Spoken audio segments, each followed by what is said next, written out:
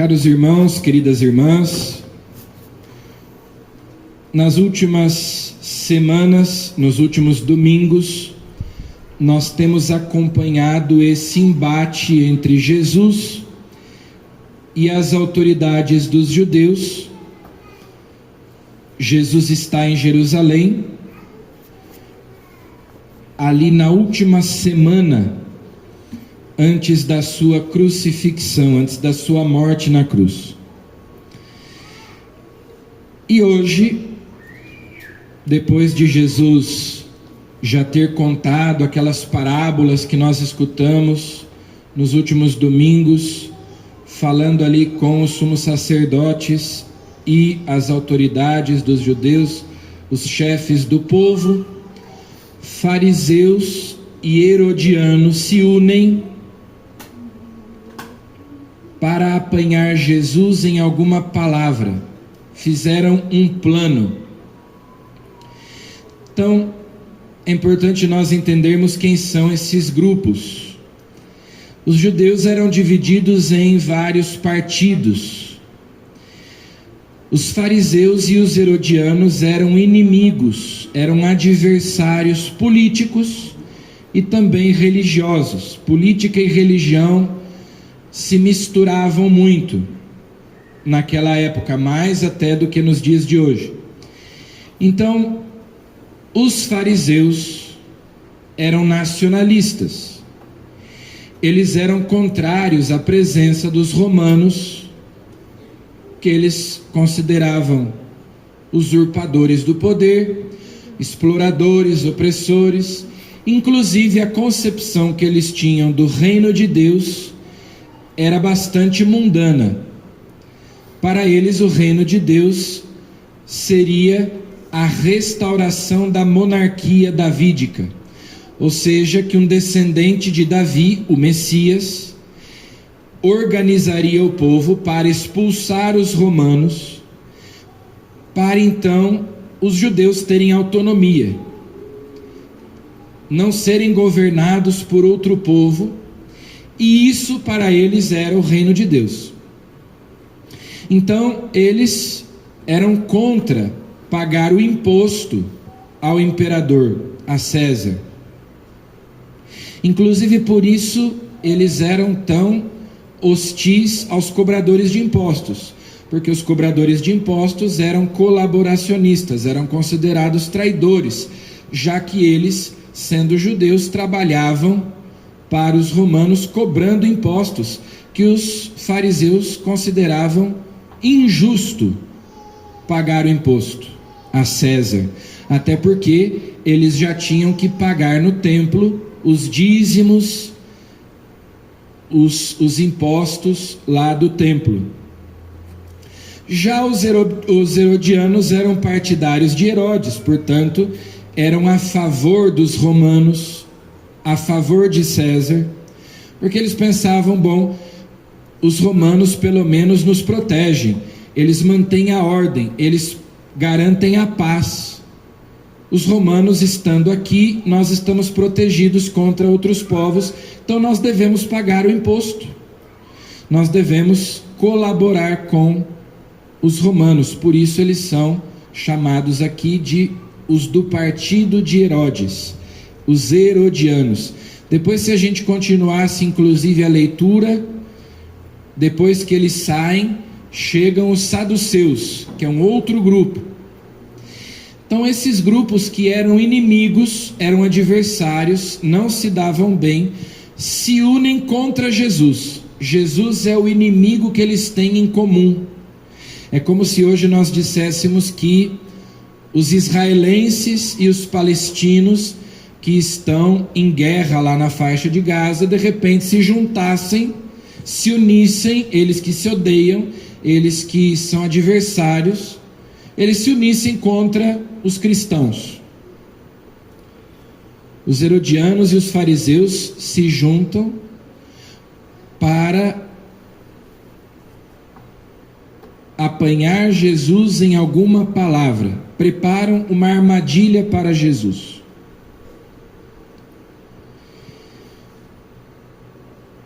Eles se aproximam um representante dos fariseus vai até Jesus e diz: mestre. Então eles começam fazendo elogios, eles começam rasgando seda, ou seja, eles apelam para uma suposta vaidade de Jesus. Vamos massagear o ego dele primeiro, para desarmá-lo, para que ele fique envaidecido, e depois então nós fazemos a pergunta capciosa: mestre. Então ele se coloca como se fosse um discípulo de Jesus. Professor, doutor Jesus. E é claro, ele não era discípulo de Jesus. Sabemos que és verdadeiro e que de fato ensinas o caminho de Deus. Não era o que eles pensavam.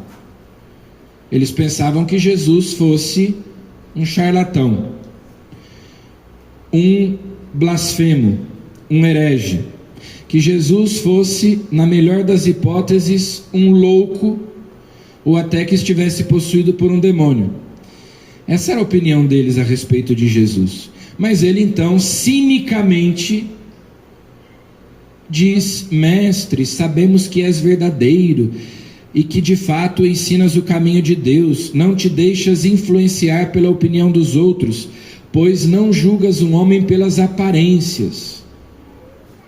Se ele de fato acreditasse nisso, ele saberia que Jesus realmente via o coração deles, a malícia, a má intenção, e que Jesus iria desmascará-lo na frente de todo mundo. Por isso é que Jesus já começa respondendo de modo muito hostil: hipócritas, ou seja, dissimulados, falsos. Por que me preparais uma armadilha? E a armadilha é que justamente eles perguntam: é lícito ou não pagar o imposto a César? E ali estavam os dois partidos, os dois grupos que tinham uma opinião muito diferente a respeito disso. Então, se Jesus diz: é lícito pagar o imposto a César, os fariseus vão dizer: está vendo, esse Jesus aí, ele colabora com os romanos, ele é contra o nosso povo, ele é um traidor, por isso é que ele vive de conversa com cobradores de impostos, porque ele é a favor dos romanos e contra os judeus. Se Jesus diz: não é lícito pagar o imposto a César, os herodianos vão denunciar Jesus para os romanos e dizer: cuidado com aquele agitador, com aquele revolucionário, com aquele subversivo pregador da Galileia que está dizendo para as pessoas não pagarem o imposto. Então, no final das contas, eles querem colocar Jesus naquela disputa, naquele conflito, que ele tome uma posição. E aí, Jesus, o senhor é de direita ou o senhor é de esquerda?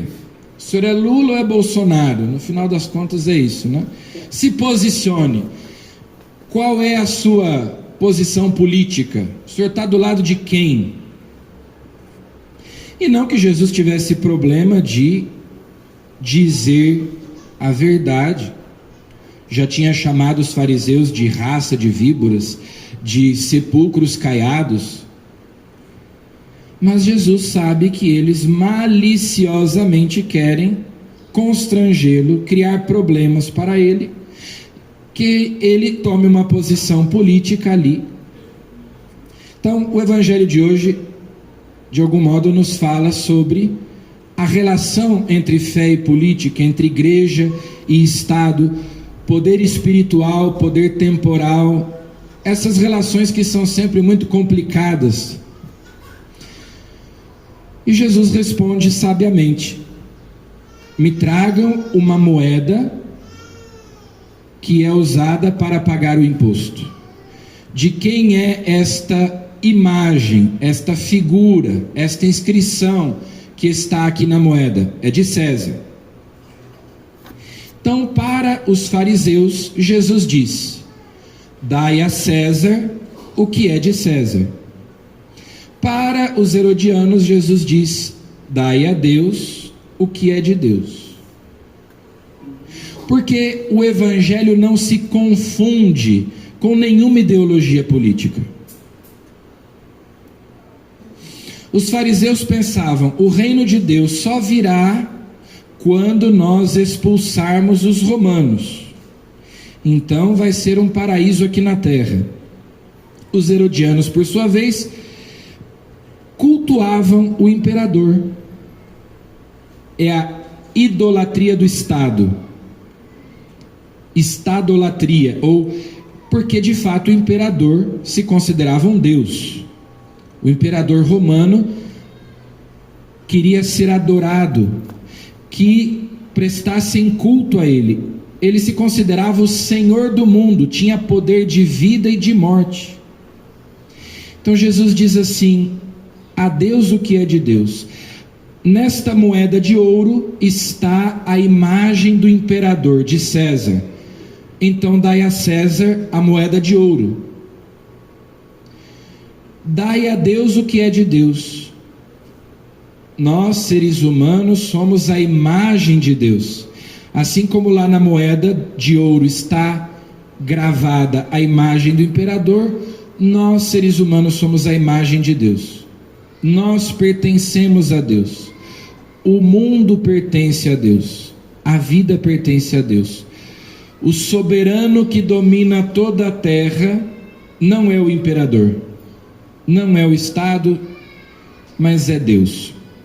O Salmo 23 diz que ao Senhor pertence a terra e tudo que ela contém, o mundo inteiro com os seres que o povoam.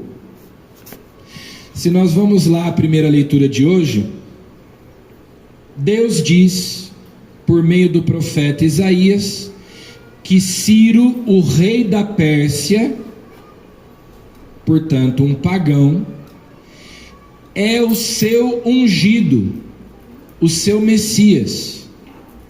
Que Ciro, naquele momento histórico, é instrumento de Deus para libertar o seu povo que está exilado na Babilônia.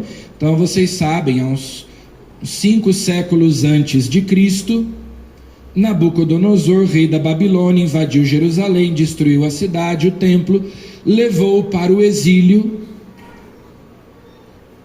os líderes dos judeus, os chefes dos judeus, e lá eles ficaram 70 anos, até que o império babilônico caiu, foram dominados pelos persas.